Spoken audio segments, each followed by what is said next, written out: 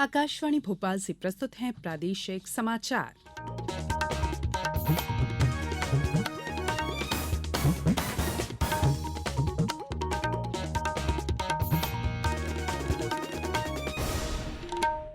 नमस्कार, समाचारों के साथ मैं संयुक्ता बैनर्जी। सबसे पहले इस बुलेटिन के मुख्य समाचार। उज्जैन में श्री महाकाल लोक परियोजना के लोकार्पण की तैयारियां तेज। मुख्यमंत्री ने लोगों से सोशल मीडिया अकाउंट पर महाकाल लोक की डीपी लगाने का आग्रह किया।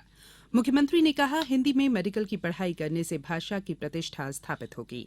निर्वाचन आयोग आज से मतदाताओं के लिए वर्ष भर चलने वाला मतदाता जंक्शन नाम से एक जागरूकता कार्यक्रम शुरू कर रहा है। आकाशवाणी से किया जाएगा प्रसारण। और मानसून की विदाई के बीच प्रदेश के कई जिलों में हो रही है जोरदार बारिश। अब समाचार विस्तार से। मुख्यमंत्री शिवराज सिंह चौहान ने कहा है कि श्री महाकाल लोक परियोजना के लोकार्पण कार्यक्रम में अधिक से अधिक जन भागीदारी सुनिश्चित की जाए। मुख्यमंत्री श्री महाकाल लोक परियोजना के लोकार्पण कार्यक्रम की तैयारियों को लेकर हुई बैठक में बोल रहे थे। उन्होंने कहा कि कार्यक्रम में शामिल होने आ रहे संतगण का सम्मान और उनकी गरिमा का ध्यान रखना राज्य शासन की सर्वोच्च प्राथमिकता है। सभी परंपराओं का ध्यान रखते हुए उनके आगमन और बैठक की व्यवस्था सुनिश्चित की जाए। उधर मध्यप्रदेश की सांस्कृतिक राजधानी उज्जैन में श्री महाकाल लोक के 7 दिवसीय उत्सव की शुरुआत के साथ ही उज्जैन समेत समूचे प्रदेश में श्री महाकाल लोक के लोकार्पण की तैयारियां तेज हो गई हैं। मुख्यमंत्री शिवराज सिंह चौहान ने कल अपने सोशल मीडिया अकाउंट पर श्री महाकाल लोक की डीपी और बैनर फोटो पोस्ट की। इसके बाद प्रदेश में लोगों ने श्री महाकाल लोक की डीपी फोटो के साथ अपनी प्रोफाइल और कवर फोटो पर लगाना शुरू कर दिया। इस पहल से आगामी 11 अक्टूबर को प्रधानमंत्री श्री मोदी द्वारा श्री महाकाल लोक के लोकार्पण के पहले आवश्यक वातावरण तैयार होगा। प्रदेश में मेडिकल के साथ ही इंजीनियरिंग, नर्सिंग और पैरामेडिकल की पढ़ाई अब हिंदी में शुरू की जाएगी। मुख्यमंत्री श्री चौहान कल अपने निवास कार्यालय पर 16 अक्टूबर को चिकित्सा शिक्षा के पाठ्यक्रम के हिंदी भाषा में शुभारंभ कार्यक्रम की तैयारियों की समीक्षा कर रहे थे। पाठ्यक्रम का शुभारंभ केंद्रीय गृह मंत्री अमित शाह भोपाल में करेंगे। समीक्षा बैठक में मुख्यमंत्री शिवराज सिंह चौहान ने कहा कि चिकित्सा शिक्षा के पाठ्यक्रम का हिंदी भाषा में शुभारंभ मातृभाषा की प्रतिष्ठा को स्थापित करने और सोच बदलने की शुरुआत का कार्यक्रम है। ये इस बात का प्रतीक है कि विशेषज्ञताओं के विषयों की पढ़ाई केवल अंग्रेजी में ही नहीं, मातृभाषा हिंदी में भी की जा सकती है। निवास कार्यालय पर हुई बैठक में मुख्य सचिव इकबाल सिंह बैस, अपर मुख्य सचिव स्वास्थ्य मोहम्मद सुलेमान सहित विभिन्न विभागों के अधिकारी उपस्थित थे। मुख्यमंत्री श्री चौहान ने कहा कि भाषा के संबंध में सोच को बदलने वाले इस कार्यक्रम में अधिक से अधिक लोगों को शामिल किया जाए। हिंदी शिक्षण से संबंधित विभिन्न विद्वानों को विशेष रूप से आमंत्रित किया जाए। राज्यपाल मंगूभाई पटेल ने सिकल सेल एनीमिया स्क्रीनिंग अभियान और राष्ट्रीय क्षय उन्मूलन कार्यक्रम में अलीराजपुर और झाबुआ जिले में हुए कार्यों की समीक्षा की। उन्होंने निर्देश दिए कि सिकल सेल एनीमिया और क्षय रोग से पीड़ितों की पहचान, उपचार और नियमित फॉलोअप के लिए अधिकारी स्तर से मैदानी स्तर तक के व्यक्ति पूरी संवेदनशीलता के साथ काम करें। राज्यपाल श्री पटेल ने कहा कि घर घर जाकर नियमित रूप से सर्वे काम किया जाए। डोर टू डोर सर्वे और स्क्रीनिंग की क्रॉस चेकिंग भी की जाए। उन्होंने कहा कि सिकल सेल एनीमिया और क्षय रोग नियंत्रण के लिए जांच, दवा वितरण, मॉनिटरिंग, नियमित फॉलोअप, पीड़ित के पोषण आहार और पीड़ित के स्वस्थ होने तक की जानकारी संधारित करके मॉड्यूल तैयार किया जाए। इसके लिए एसओपी तैयार करने के भी निर्देश दिए गए। ये समाचार आप आकाशवाणी भोपाल से सुन रहे हैं। हमारे समाचारों को अब आप कभी भी और कहीं भी अपनी सुविधा के अनुसार सुन सकते हैं। ये समाचार बुलेटिन यूट्यूब, ट्विटर और फेसबुक पर AIR न्यूज भोपाल पेज पर सुने जा सकते हैं। इसके अलावा आप हमारी वेबसाइट newsonair.com पर या AIR न्यूज ऐप पर भी समाचार सुन सकते हैं। ब्रेक के बाद बुलेटिन में एक बार फिर आप सभी का स्वागत है। कानून मंत्री किरेन रिजिजू ने कहा है कि सरकार जन प्रतिनिधित्व कानून के में संशोधन के माध्यम से बड़े चुनावी बदलाव लाने के लिए निर्वाचन आयोग के साथ विचार विमर्श कर रही है। श्री रिजिजू ने एक समाचार पत्र को दिए एक साक्षात्कार में ये बात कही। उन्होंने कहा कि बदलते समय और स्थितियों की मांग है कि कुछ चुनावी कानूनों में आमूल चूल परिवर्तन किए जाए, जिससे अधिक पारदर्शिता और जवाबदेही सुनिश्चित की जा सके। श्री रिजिजू ने कहा कि सरकार जन प्रतिनिधित्व कानून और दूसरे चुनावी कानूनों में सुधार के लिए निर्वाचन आयोग के साथ विस्तार पूर्वक बातचीत कर रही है।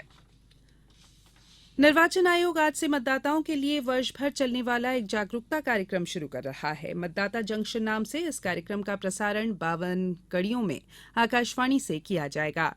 15 मिनट का ये साप्ताहिक कार्यक्रम हर शुक्रवार शाम 7 बजे से 9 बजे तक आकाशवाणी के Vividh Bharati, FM rainbow, FM gold और अन्य प्रमुख चैनलों से प्रसारित किया जाएगा। ये कार्यक्रम देश भर में 23 भाषाओं में उपलब्ध होगा। मुख्य निर्वाचन आयुक्त राजीव कुमार ने पिछले सोमवार को आकाशवाणी के दिल्ली केंद्र पर इस कार्यक्रम का शुभारंभ किया। इस अवसर पर निर्वाचन आयुक्त अनूप चंद्र पांडे, प्रसार भारती के मुख्य कार्यकारी अधिकारी मयंक अग्रवाल और आकाशवाणी समाचार की महानिदेशक वसुधा गुप्ता भी उपस्थित थी। मुख्य निर्वाचन आयुक्त ने कहा कि इस कार्यक्रम से देश भर के मतदाताओं को जागरूक करने में मदद मिलेगी। मतदाता जंक्शन की हर कड़ी में सभी पात्र मतदाताओं, खासकर युवा और पहली बार मताधिकार का प्रयोग करने जा रहे मतदाताओं को प्रोत्साहित किया जाएगा। मतदाता जंक्शन कार्यक्रम को ट्विटर पर news alerts, news on AIR app और आकाशवाणी के यूट्यूब चैनलों पर भी सुना जा सकेगा। वर्ष 2022 के लिए साहित्य का नोबेल पुरस्कार 82 वर्षीय फ्रांसीसी लेखिका एनी एनॉक्स को दिया गया है। स्वीडन की अकेडमी ने इस फ्रांसीसी लेखिका को व्यवस्थाओं के प्रति अपने निजी अनुभवों को पूरे साहस के साथ अभिव्यक्त करने के लिए नोबेल पुरस्कार से सम्मानित किया। एनी ने अपनी लेखनी के जरिए साहसिक क्लिनिकल इक्विटी पर कई लेख लिखे हैं। उनकी साहित्यिक रचना का समाजशास्त्र के साथ गहरा संबंध है। बात करेंगे मौसम की। प्रदेश से मानसून की विदाई होने को है, लेकिन पिछले कुछ दिनों से जाते जाते कई जिलों में जोरदार मानसूनी बारिश हो रही है। कल राजधानी भोपाल सहित इंदौर, नर्मदापुरम और सागर संभाग के कई जिलों में जोरदार बारिश हुई। राजधानी भोपाल में दिन भर बादल छाए रहे और रात करीब 8 बजे 1 घंटे से अधिक जोरदार बारिश हुई। इस दौरान शहर में 1 इंच से ज्यादा पानी बरस गया। कई इलाकों में बिजली जाने से आम जनजीवन प्रभावित हुआ। वहीं प्रतिमाओं के विसर्जन के लिए निकाले जाने वाले चल समारोह के कार्यक्रम भी प्रभावित हुए। दूसरी ओर मौसम विशेषज्ञों का कहना है कि प्रदेश से मानसून की विदाई शुरू हो गई है और चंबल के अलावा ग्वालियर और उज्जैन संभाग के कई हिस्सों से मानसून जा चुका है, लेकिन ये अभी भी कई संभागों में सक्रिय है। विशेषज्ञों ने कहा है कि 15 अक्टूबर के बाद प्रदेश से मानसून के पूरी तरह से जाने की संभावना है। वहीं कृषि विशेषज्ञों का कहना है कि इस समय हो रही बारिश से सोयाबीन और उड़द की फसल को नुकसान होने की आशंका बढ़ गई है। बी साई प्रणीत और आकर्षि कश्यप ने 36वें राष्ट्रीय खेल में बैडमिंटन में सिंगल्स के खिताब जीत लिए हैं। पुरुष सिंगल्स में तेलंगाना के शीर्ष वरीयता प्राप्त प्रणीत ने कर्नाटक के मिथुन मंजुनाथ को पराजित किया। तेलंगाना ने बैडमिंटन के सिंगल्स, मिक्स डबल्स और महिला डबल्स में स्वर्ण पदक जीते हैं। महिला सिंगल्स में छत्तीसगढ़ की दूसरी वरीयता प्राप्त आकर्षि ने शीर्ष वरीयता प्राप्त महाराष्ट्र की मालविका बंसोड़ को हराया। अब कुछ समाचार संक्षेप में। शासकीय औद्योगिक प्रशिक्षण संस्थान नीमच डोंगलावदा में 1 दिवसीय प्रधानमंत्री नेशनल अप्रेंटिसशिप मेले का आयोजन 10 अक्टूबर को किया जाएगा। सतना के चित्रकूट में 4 दिवसीय ग्रामोदय मेला 9 से 12 अक्टूबर तक आयोजित किया जाएगा।